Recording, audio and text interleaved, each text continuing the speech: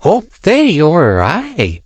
Equal tayo sa kinpoganap for today, guys. Bago natin pisahan yung ating update, ay gusto ko lamang po magpasalamat sa inyo sa mga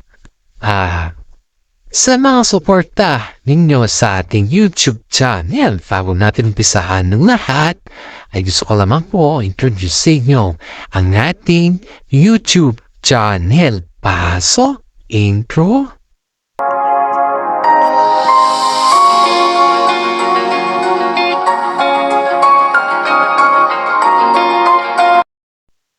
Okay, alright. Dito na tayo, guys.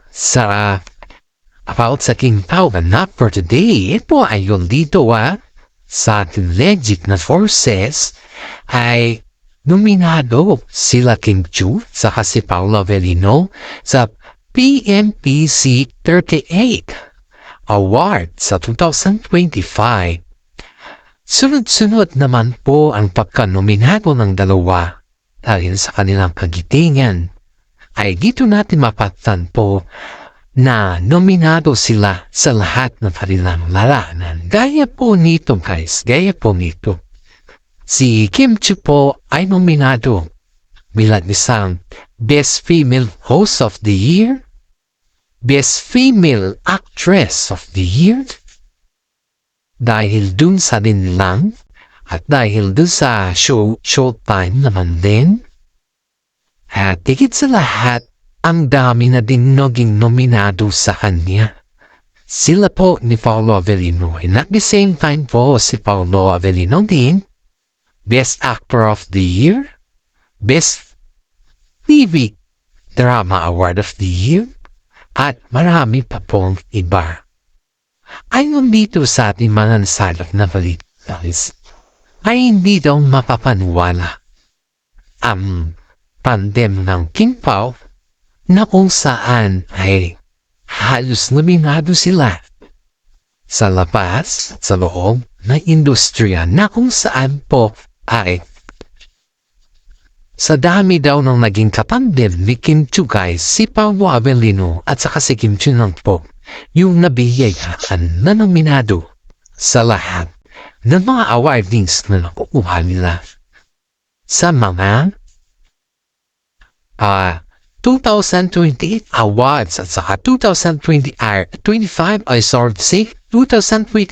award at saka 2024 awards para sa mga showbiz na kagaya nila. Ito, guys, ito yung parang napakasarap sa pakiramdam dito.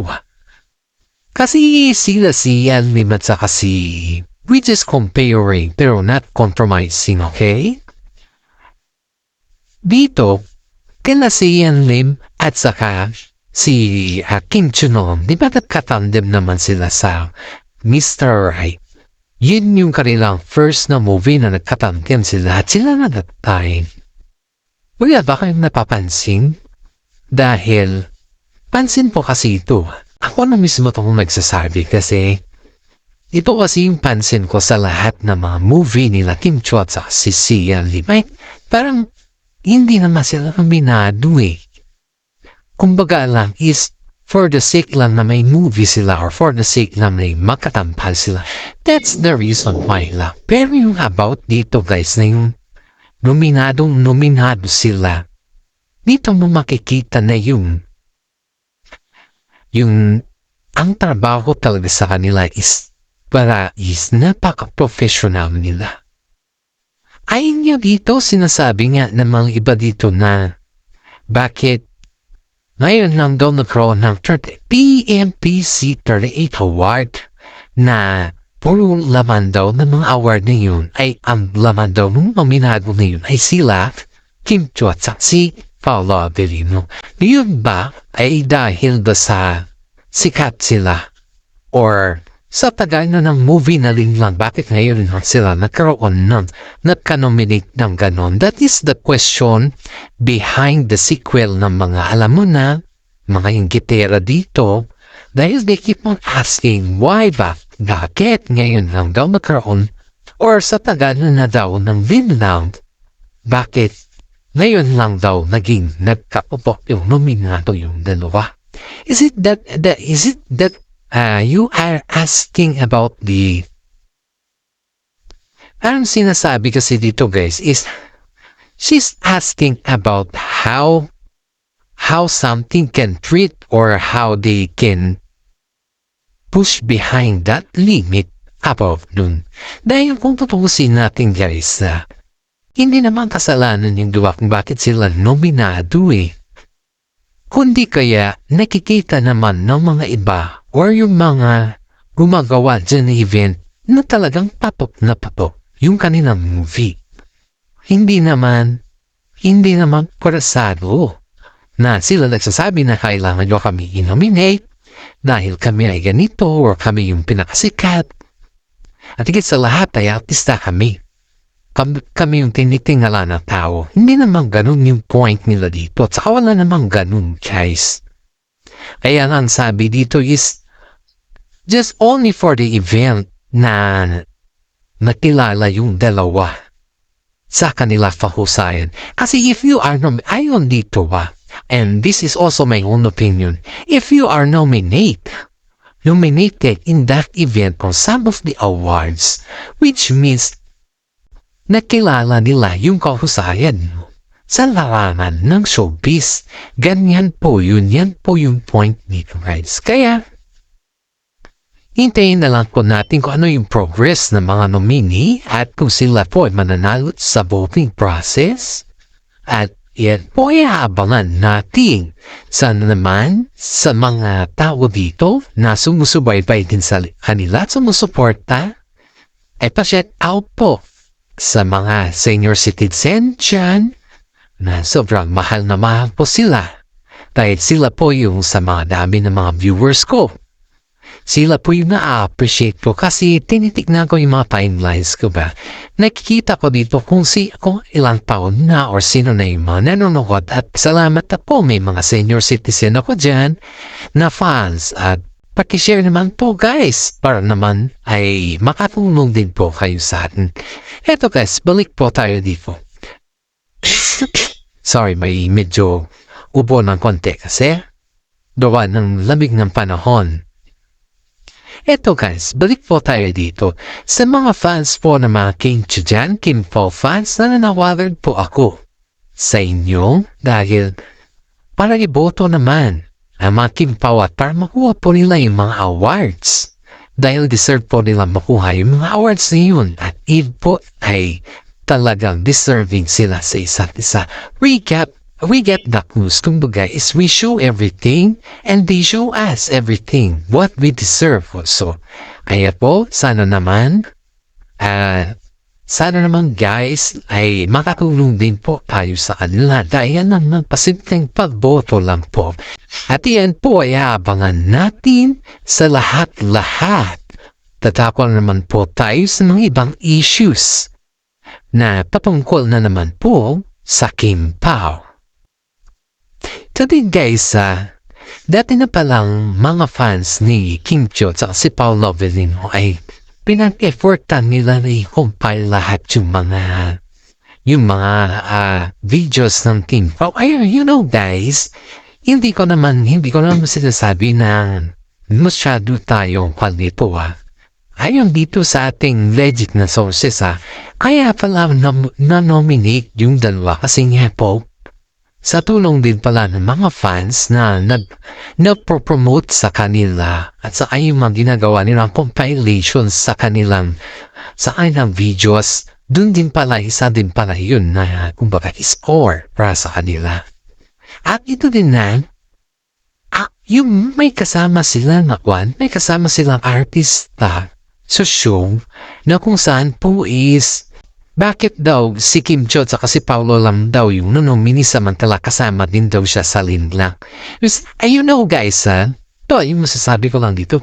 You know guys, some of the artista na kagaya din nila is parang sobrang inggit sa kanila. Kasi in behalf of saying thank you for them, they cannot, hindi sila ma-approach or hindi sila yung tao na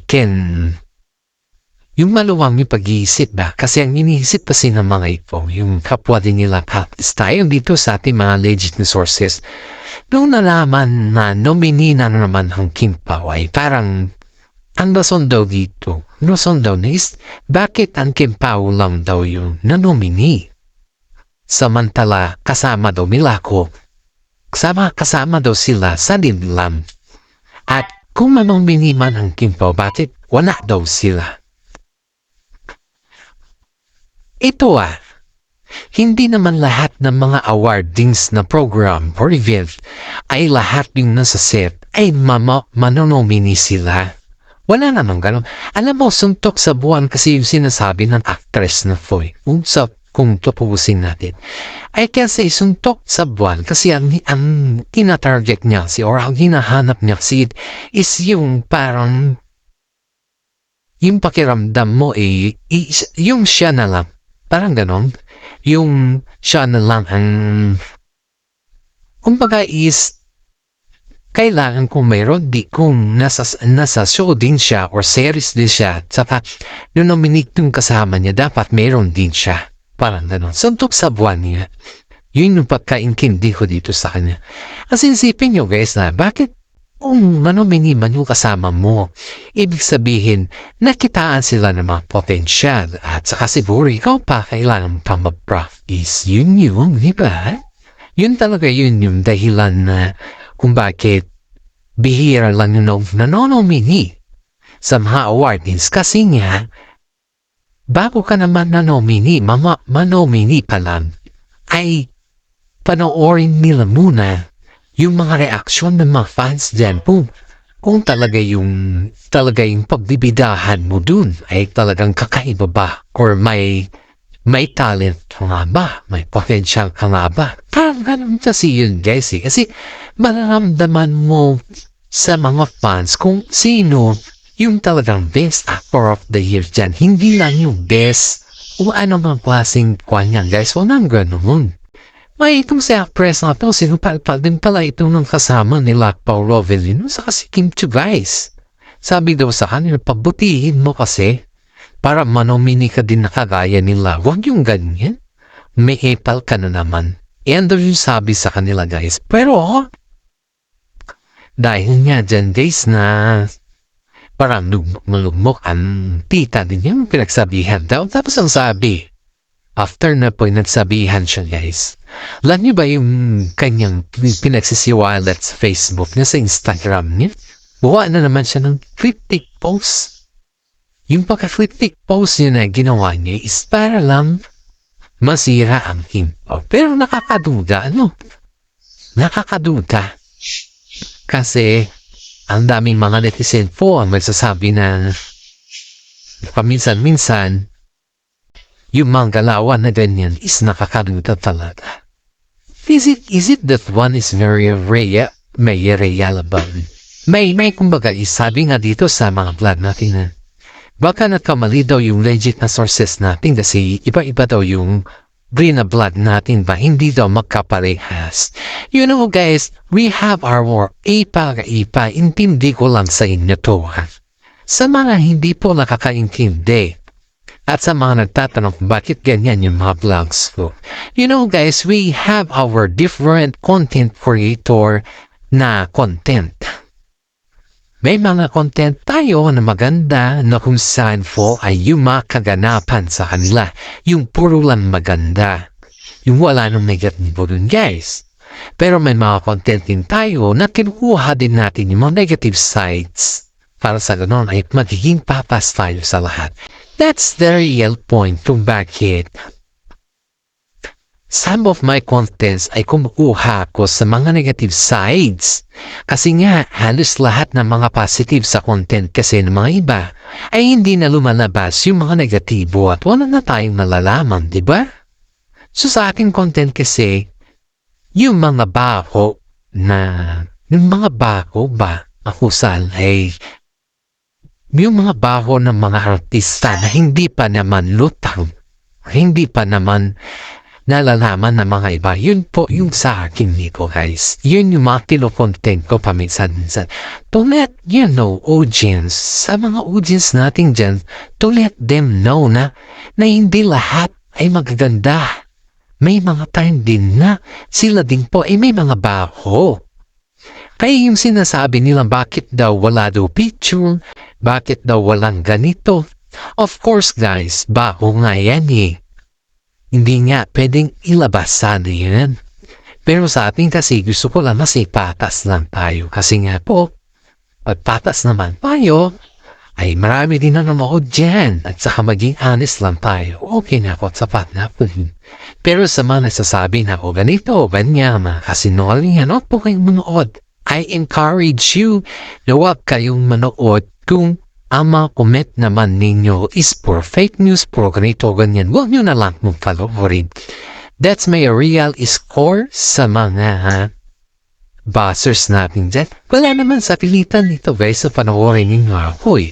Yung mga gusto lang po, manood sa akin hindi po yung mga buzzers dyan na kung ano-ano lang yung sinasabi. Kaya sa mga fans natin dyan na nanonood sa atin magpapasalamat po ako sa inyo kasi nagbigay po kayo ng puno sa atin guys. Sa mga may mga YouTube din dyan, paki-comment nila po yung YouTube nyo guys para magtulungan po tayo. Dahil dito guys is sa malaking tulong din po to para sa atin, di ba? Ito tayo guys, balik tayo din sa topic mo kung saan po ay para nung dismayado daw si actress sa sinabi at kasi siyempre inepalan. Umepal kasi siya eh. Umepal, sabi pa nga daw nilito guys every time kasi may favoritism. Kung nga, pansin namin yan, sabi daw ng kaibigan. Pero dito nasa anong mini na sinasabi, may kumbaga is hanapan pa daw muna ng the best character dyan ba o kadaw manong ni. And yung sabi sa kanya, which is, I don't know guys if that is real true. Kasi yung mga legit na sources natin is mas malala pa dyan yung sinabi. Pero, we just, kumbaga is, ilit na lang natin ng konti. Para naman, itong sa actress na po is mabuhayan ng konti. Para ba, yung ganun na style. Eto guys yung atin dito. Napabilib ba kayo sa ginawa ng Kim Jong-un sa Pablo-Belino sa lahat ng kanilang mga movie? Kasi kapag marami kasing naiinggit sa iyo, mas maraming nanonood sa iyo at mas sumisikat. Kaya yan yung reality to for dito guys. Kung maraming nanonood sa iyo, ibig sabihin sikat na sikat ka. Marami ring nanonood sa iyo, ibig sabihin love ka ng love mga tao. Diba? If you believe in the terms na love ka ng mga tao, yan na yung sinasabi sa iyo na may potential ka sa showbiz. Kaya ito guys ang daming ng babas sa Kim Pao at ang dami ring nakakagusto sa kanilang movie. Kaya nga po, ang dami din mga basers sila, di ba? Ang dami na sa kanil. So, ibig sabihin yan, pag ganyan na terms, mahal na mahal sila ng mga tao. Sobrang mahal nila ang mga Kim Pao. Kaya na, tingin natin dito guys is parang si Paolo Avellino is ayaw na nang bitawan si Kim Chiu. Sa tingin nyo guys, si Kim Chiu ba ay magbigay pa ba yan ng lugar sa kanyang puso or magana pa ba yan ng mga iba? Sa tingin nyo guys, which one is it? You choose better. Kasi if you choose better than that way is na-appreciate natin yan, di ba? If you choose better naman in the other way na yung kung ano na lang na terms, it's your own opinion guys. Pero yung para sa akin kasi, mas pabor ako dun kay Kim Chiu na hindi na niya bibitawan si Paolo Avellino. I love the way how Kim Chiu treat Paolo Avellino as a real husband. Yun yung gusto ko dito guys. Yun yung pinapahiwatig ko dito. Kaya sabi ko nga is grab the opportunities kasi opportunities not once only had. hanggang dito na lang po yung ating content. Guys, maraming salamat. At God bless po sa ating lahat. Sana nagustuhan ninyo ang ating content. Maraming salamat again. At sana wag naman tayo mag-skip sa ating YouTube channel. God bless po.